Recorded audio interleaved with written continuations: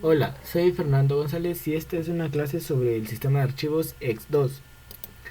Los temas que vamos a tocar serán superbloques, bitmaps y bloques de datos, la creación de carpetas y archivos, eliminación de las carpetas y archivos, la modificación de un archivo, utilización de bloques indirectos y utilización de varios bloques para los hijos de una carpeta. Primero vamos a pasar a los conceptos. Superbloque. Cada sistema de archivos comienza con un bloque de arranque, el cual ocupa siempre solo un bloque. Solo es necesario en el disco boot del sistema. Sin embargo, con el fin de mantener uniforme la estructura del sistema de archivos, todos los dispositivos tienen uno aunque no se utilice.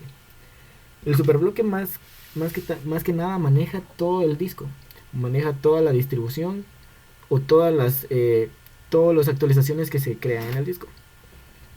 Los inodos. Los inodos son una estructura propia de los sistemas de archivos tradicionalmente empleados en los sistemas de operativos Unix y Linux.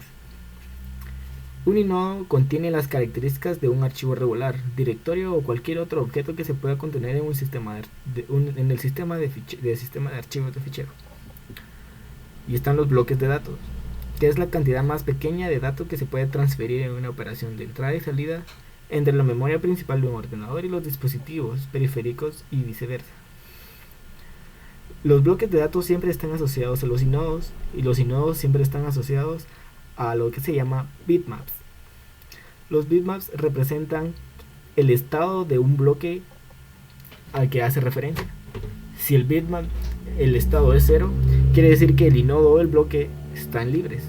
Y si en el bitmap el bit es un 1, representa de que el bloque o inodo está ocupado. Ahora pasemos a la creación de carpetas y archivos. Para crear una carpeta o un archivo en el sistema X2, son los siguientes pasos los que tenemos que recorrer hasta llegar a insertar el archivo completamente. Primero se debe encontrar un inodo libre, buscando uno por uno hasta encontrar uno, y luego se procede a actualizar el bitmap de los inodos. Se procede a poner un 1 en el bitmap representante del inodo.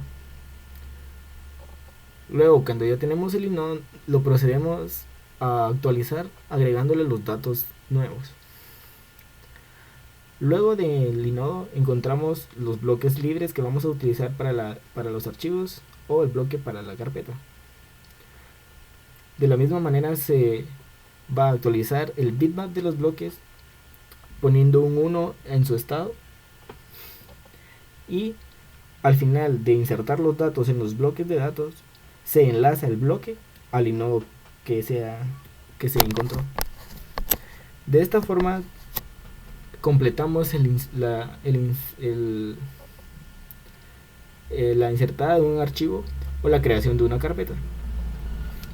Como en el ejemplo siguiente podemos ver, el primer inodo y el primer bloque de datos se encontraron y se actualizaron, que son estos dos: el bitmap de inodos, el bitmap de bloques, los inodos y los bloques.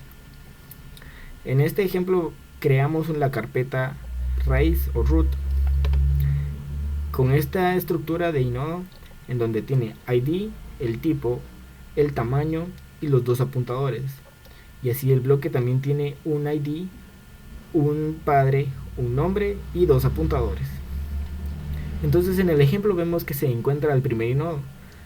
El primer inodo de ID 1, que sería este de aquí, lo encontramos y se actualizó el bitmap de los inodos, representado por un 1, que quiere decir que está utilizado. Luego se insertaron los datos al inodo y se procedió a buscar un bloque de datos. En este caso sería el primer bloque de datos. Y como ven, se actualizó el bitmap del bloque de datos.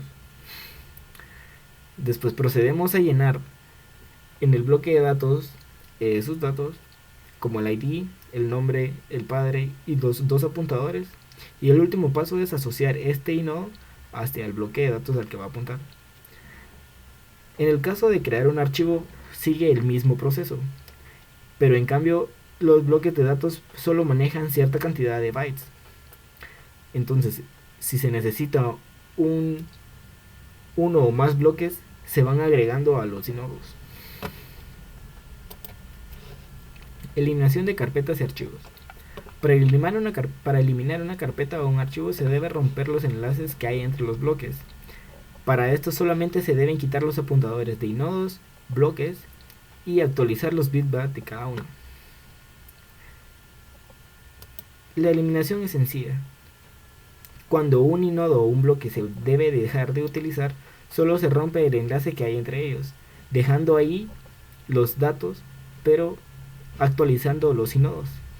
De esta manera, una vez que llegue al inodo 2, que ahora es un 0, va a poder entrar y setear todos los datos nuevos a este inodo, aunque ya tenga esos inodos, aunque ya tenga los datos dentro de él, de la misma forma en los bloques. Como ven aquí, su actualización ya son 0 y 0. Eliminamos la carpeta root home. Este es home y este es su inodo, y este es root y este es su inodo. Lo único que se pierde es el enlace del home hacia el inodo y el enlace del inodo hacia home. Modificación de archivos. Esta fase de modificación se trabaja de la siguiente forma. Primero se localiza el archivo. Cuando se encuentra, se guardan los valores y se procede a eliminar dicho archivo. Con los datos en memoria se modifica el archivo. Una vez terminada la modificación, se procede a insertar de nuevo, como se hace en cualquier archivo X2. De esta forma se ahorra el código, ya que al eliminar y guardar los archivos se podría volver a insertar de la misma manera como que si fuera uno nuevo. Utilización de bloques indirectos. Un bloque en un inodo, su estructura cuenta con apuntadores indirectos. Estos apuntadores que se diferencian de los demás porque pueden apuntar a bloques de apuntadores. Estos bloques de apuntadores son del mismo tamaño que un bloque de datos, pero estos bloques manejan solo apuntadores a más bloques de datos.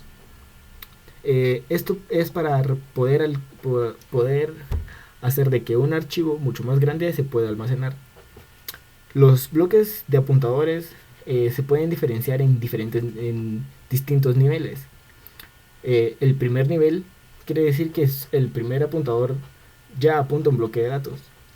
En los segundos niveles, el apuntador apunta a otro bloque apuntador y ese apunta al final a un bloque de datos, y así sucesivamente.